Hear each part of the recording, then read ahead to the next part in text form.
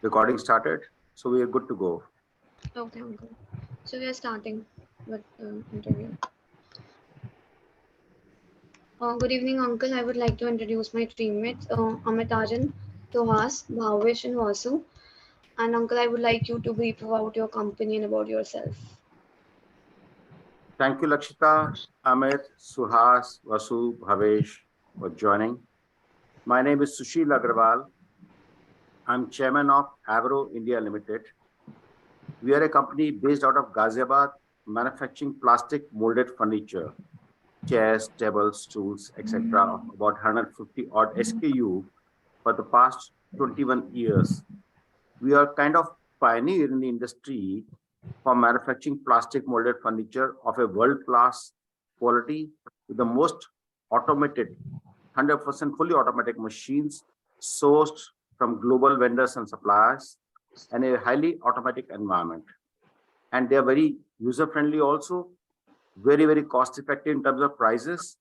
We have a deep distribution across India for the past 21 years, I think with more than 30,000 dealers that we sell through, and in about 26 states and union territories that we operate. So today, we have more than 5 crore consumers right now using our products in India for past 21 years or so. And on online, on Flipkart, Amazon, we're rated #1 in the country. We're also listed on National Stock Exchange and Bombay Stock Exchange. We are one of the fastest growing company with a variety of product that we offer and also cost effective in terms of 40% being cheaper than the national brands. So we've been able to reach out to almost every nook and corner of the country, demographically, geographically. And I think we are able to not only create a sustainable organization, but a very responsible organization also, where we value, disposable, safe disposal of plastics. We also use a lot of recycled material in manufacturing, so that that particular material which would have gone for the landfills are also being consumed by us, thereby saving not only the environment, forests, foreign exchange, and generate employment and taxes. This is what we do. Thank you, sir. So, sir, I would like to start the interview by asking the first question. As you're working in such a big organization, your organization comprises of a lot of employees. So, how do you get them managed in a team working? See, first and foremost is the right skill set that are required to execute any work. Invariably, we try to pick up the right kind of people, but there's no definition of right. Incidentally, anybody who has comprehension, understanding, and intellect can be right. It is not necessary somebody who's born as a BTech or technical can only do technical thing, can't do marketing. They can, provided that kind of panacea, that kind of thought process is there. So I believe that we pick up the right kind of candidates with their skill sets, or we train them and motivate them. Then we orient them also. We give them that longevity. We give them that, it's a roadmap to the future of their own journey that they would entail. And while doing so, we don't say that we have no attrition. There are attrition because people look for greener pastures and, to different areas also. But nevertheless, we have been able to hold on to most of our employees to a greater extent. And that's how we have been able to create a sustainable system whereby not only the standard operating procedure that we adopt, but certain the protocols that we have created over a period of time. And because it's being a fully automatic system and plant, so there is very little human interaction in the entire process.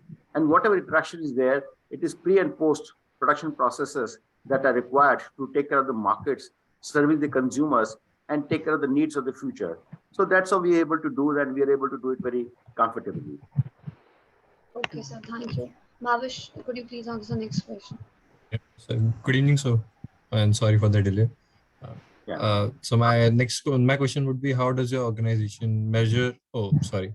How does your company foster a culture of collaboration and teamwork, and what role do leaders play in this process? Bhavesh, one thing is for sure: without team, nothing works. It's like saying that we want to fly an aeroplane, and if there's no co-pilot who may have no such greater responsibility, but still a co-pilot is required, plane cannot fly. So same way today, any organization, even though we may have machines, material, markets, but what is required is manpower. Minus manpower, they're redundant, they don't work. And that's how a lot of industrialization moved out of America and European countries, because the labor became not only expensive, but pricey also.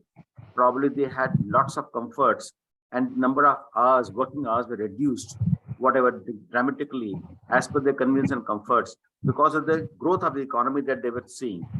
But in our country, where we have to ensure that we not only foster that amount of, let us say, commitment from the team, from people, processes, system, orient them, motivate them, educate them, train them, and also tell them the beauty and the need and necessity for creating an ecosystem whereby we're able to deliver a good quality product at an affordable price on a sustainable basis for years and generations to come. It's like saying in Domino's, wherever you order, invariably in 30 to 40 minutes, you get your product. So they've all been trained and oriented in such a fashion that they deliver and they know how to deliver. So similarly, though our organization is very, very small, we are hands-on manager. We do not have a great organizational depth, but in spite of that, whatever little that we've been able to do, we've been able to do in a sustainable fashion. And over a period of time, I believe by virtue of certain the process and procedure that we will adopt, we'll go a long way and we will build a little bit better and a bigger organization in times to come. Yes, sir. Thank you so much, sir. Thanks. So next question would be asked by Amitare. Good evening, sir. Sir, actually, my question to you is that as a head of your organization, does it even ever create a problem understanding what your employees want from your organization? Amit, this is the biggest challenge and fallacy of our organization or structure of organization or running an organization. The people's expectations management is something which is too dynamic and evolving, and it is also vested. It is also biased most of the time. They go on the basis of influences and on the influences of advices and gestures which others make for no reasons. People who may not have skill set aspire to be chief and CEOs and directors and etc., which doesn't work in private organization. Probably it would have worked long back in government, but it doesn't work anywhere now. So given that fact, managing the expectation is the biggest ever challenge, because day in and out we face people coming with the dropped jaw and problems, issues, and claiming and let's say competing and probably even sobbing and saying that this is the problem, we're not getting this, we're not getting that. And it is not that they don't need to be given, it is just that they don't deserve, because they are not competent, they are not capable. Let's assume somebody who's in a security guard knows his work as security guard, but he can't be put in as an accounts head. He doesn't understand balance sheet, doesn't account, or he doesn't understand production head. So production head might be drawing ₹1 lakh salary, and the security guard might just be drawing 20,000 salary. He can't be equated. But there are challenges at times when they start equating themselves with everybody and say, "Wo to itna karta, main itna karta hu, so why should I not be given more?" and all this. So managing people's expectation is the biggest challenge, task, and it's an art. And it's like being a magician to manage and handle them. And there are very few organizations across the world who've been able to retain and keep high kind of quality employee with them for ages and years together and still consistently grow, because the attrition, even in top-notch companies like Infosys and TCS, is as high as 30%, which is too much. So if there is the kind of rate of attrition in top-notch companies, imagine the SME going through. We always face this challenge and paradox. And most of the time, our time gets spent in the logistics as well as people management. This is where we fail miserably. We also have challenges, but we learn a lot. We compromise, we put in certain amount of words, but we don't win all the time. We ensure that both of us win together, and somehow we continue to carry it on forward, and we create an organization which gets created with a great legacy and ensure that over a period of time it becomes a sustainable organization. This is what we do. Thank you, sir. So the next question will be asked by Suhas. Good evening, sir. And Good evening. as you have told, your company has been running since more than 2 decades, and there might be a lot of changes that you might observe. in the conflicts that arise in group dynamics or managing them? Like, would you tell us anything about the changes in the trends or the tactics that you have used till now? Yeah, Suhas, thank you. Over a period of time, the loyalty index has gone for a toss. There's nothing like loyalty that exists now. I'm sure you would have heard of moonlighting, where employees in one company are also doing part-time work for other companies. So this is not common.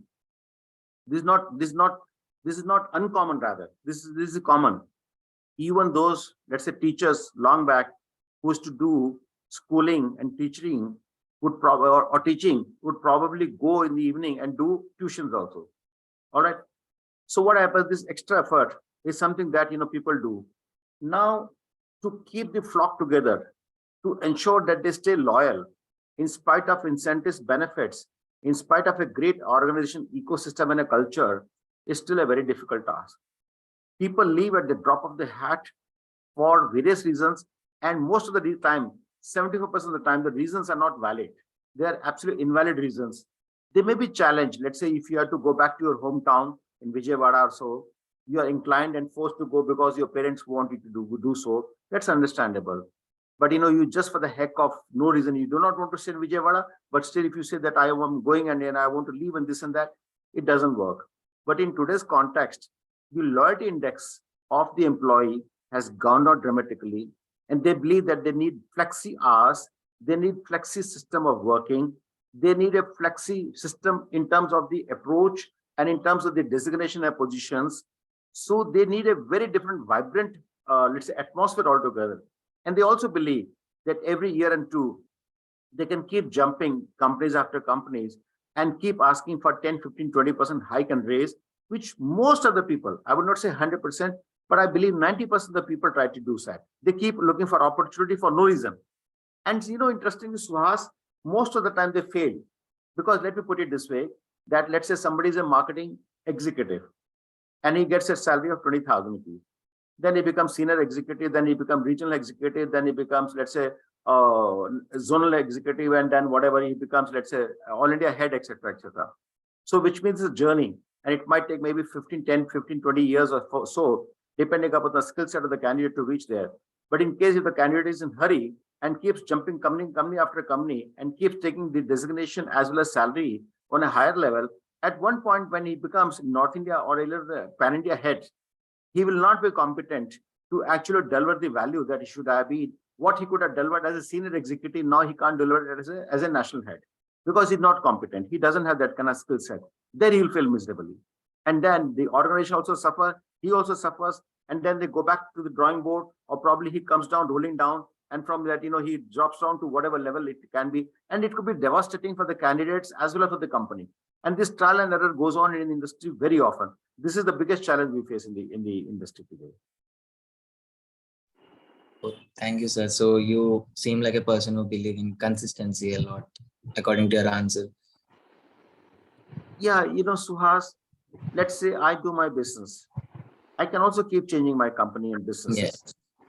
But it's very important to stay glued, stick to your purpose, be focused, and ensure that you sharpen and hone your skills in a particular subject rather than jack of all, master of none.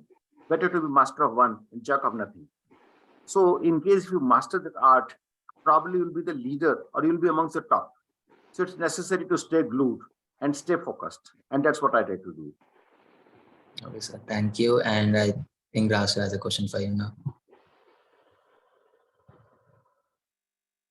Good evening, sir. Good evening, Vasu. Sir, my question is that about the challenging workplace situation you deal with. Challenging work days? Sorry? Complete your question again. The challenging workplace situations you deal with. You have to deal with. No, there are certain things, see. One is a set protocol, SOP, that are required to be followed. Then there are deviations. So challenges happen when deviations happen. So in case of deviation, it could be either the lack of skill set, comprehension, understanding, ability to execute, okay? Or commitment levels itself might be missing.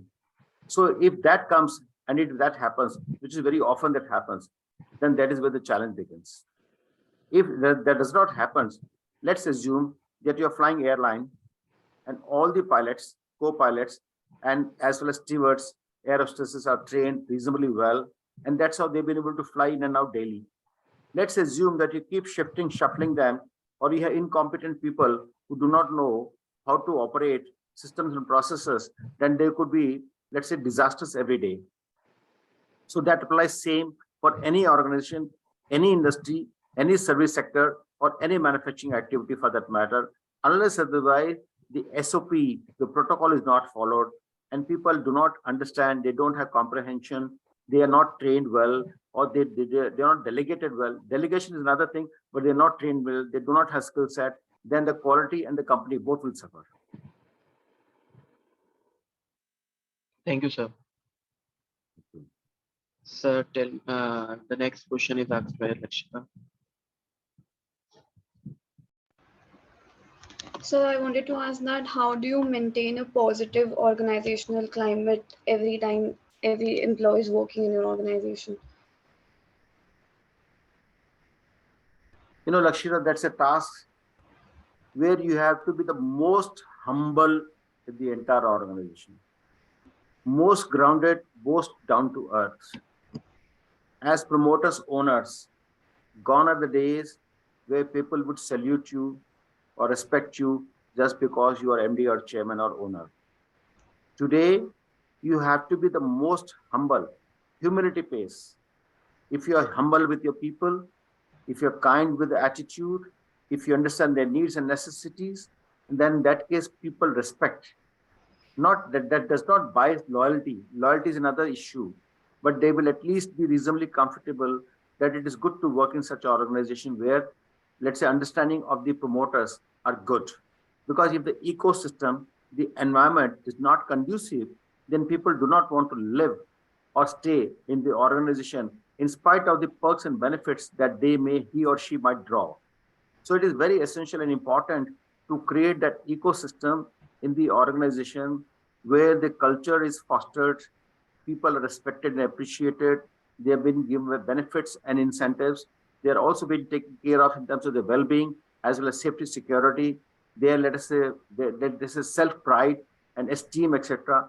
Everything is taken care of. It's a holistic management. And I think manpower management is the biggest challenge of any kind. It starts from home to industry, to the society, to the country, everywhere. Thank you, sir. Next question will be asked by Amit. So, sir, according to you, what is an ethical work environment? You see, Amit, what is very important is for everybody to first remain committed, either the employee or the employer, both. If employer is not committed, let's imagine the case of Vijay Malaya. I'm not saying he may not have been committed, but he was flamboyant. So he created a culture of flamboyancy in the organization. If the boss is flying day in and out, having partying and all the thing, then the ground staff also gets a message. You should also be partying. You should also be having fun and enjoying. Yeah. That is a kind of difference. And here you have Infosys, Nandan Nilekani, or let's say, all the owners that are there, the amount of, let's say, the focus that they are, as well as the kind of, let's say, humility that they carry. So they send a message that we work very hard, we work with sincerity, dedication, etc. So it is very important that, to have a great organization, institution. Let's imagine, Honorable Prime Minister, sir, today, everybody watches every second, every breath that he takes, and everybody gets a message across that he is paying utmost attention and importance to the country. And for him, there's nothing bigger and beyond that. And even though you and me, we would not have met, but still we carry a lot of respect and aspiration, as well as hope from the gentleman, just because of his deed, his action, right? Same happens with the humans. Today, as owners and promoters, as well as employees, all of us have to be committed and dedicated towards the purpose and cause for which we are there. And it is just not the case of obligating the responsibility, duty. But it is also important that whatever task is given, if you're able to accomplish that, then there is another second round, third round, fourth round, or maybe fourth, fifth step that you can go on. You know, even Chanda Kochar, when she was just a trainee, she became the MD of ICICI. But, you know, she'd made some big mistake, and today she is in jail and she's suffering the humility that she's suffering. So, but imagine she rose from being a trainee to being the MD of the bank. That means, you know, the hard work and dedication and determination can take you places, and it can make you very, very big also. But any big mistake that you do can also bring you down to the knees. So the next question will be asked by Bhavesh.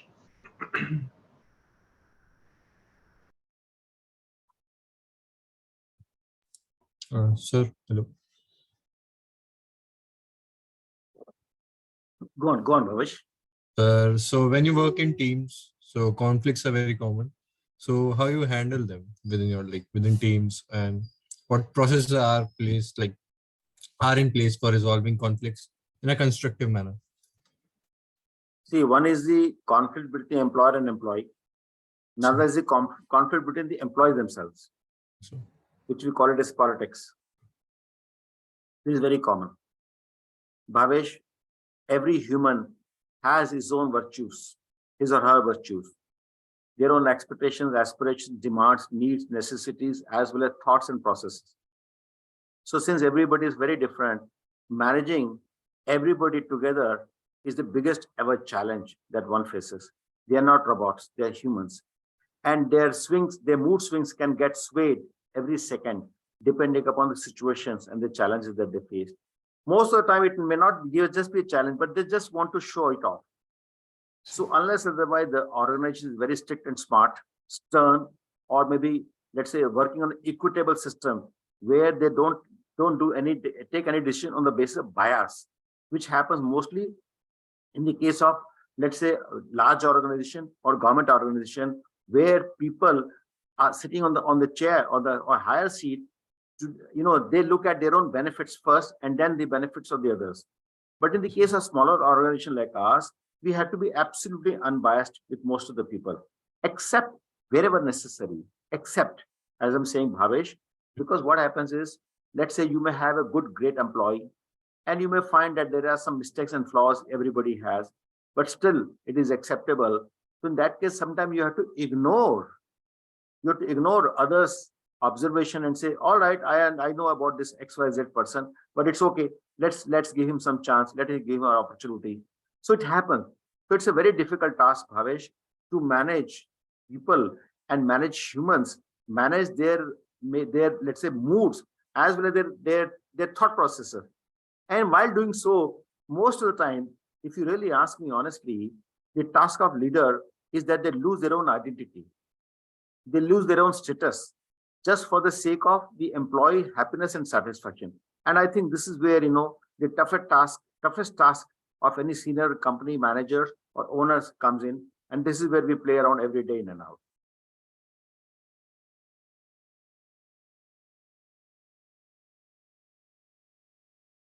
Yeah, now you're on. Now you're on. Oh, something went out. I think you got connected, but there's some problem. In the meantime, somebody else can ask question. You can just set your audio reasonably well and then come back. Hello. So Vasu, you like to? Yeah, now you're on. Yeah. Yeah. So last question would be asked by Suhas. Yes, Vas. So, sir, the last question for this session could be like, what would you say your wisdom of knowledge is to pass on for a new leader or a team leader that you would be appointing or you would be passing your legacy on to? Like, what would your advice be in dealing with this dynamic problem or Yeah. Be humble, be honest, be focused, be positive, be proactive, be sensitive. Because if you're not, you don't reach anywhere. You may be honest, sensitive, proactive, but you do not want to take it beyond. You do not want to work. or there's no positive attitude, then it doesn't work. So if you miss out on one, it's like saying that in the car there are four tires. If one is missing, it might limp, but it will not travel. To travel, it needs all the four wheels. Same way in the organization.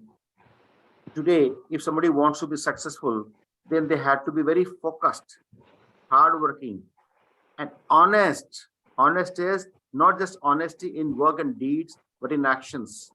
Imandari. Imandari means, you whatever you want to do, you want to pursue, and purpose is there.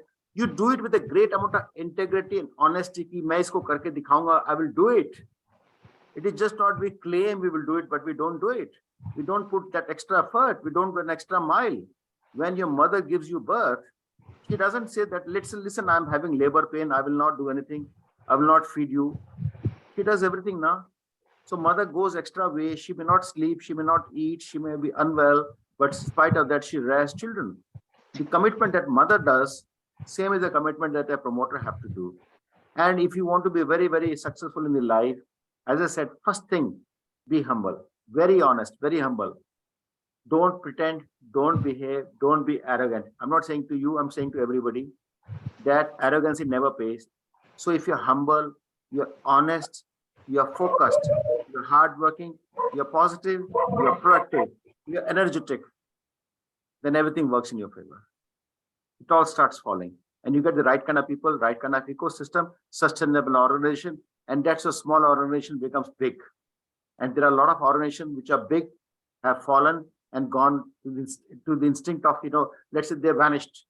And there are a lot of companies and organizations which wherever they were, they stay there. A pan ki shop, a grocery shop stays as a grocery shop forever. Just because they have no positive attitude, they have no aspiration to grow. But those who have had the aspiration also very important. Aspiration gives space to inspiration. And once you do that, then you start growing. And when you start growing, then you become big and you become behemoth. When you become behemoth, then you become unstoppable. Okay? That's how the life goes on. Thank you, sir. The session is very insightful, I would say. Thank you. Thank you, Thank sir. you. Thank you. Thank you so much, sir. Thank you. Thank you. And feel free to connect with me. I'm also available for doing any session, coming to your college, talking to all of you. I do a lot of sessions. Yesterday, I was in AKG College and I did a session for all the MBA students. And 3 hours that the session lasted. So I can do it at any place and all free of cost, pro bono basis for my nation, for my student, for my citizen. I'm always there. Thank you, sir. Right? Thank you, sir. Have a nice day. Bye. God Thank you, bless sir. Bye, sir. Bye. Bye, sir. Bye, sir.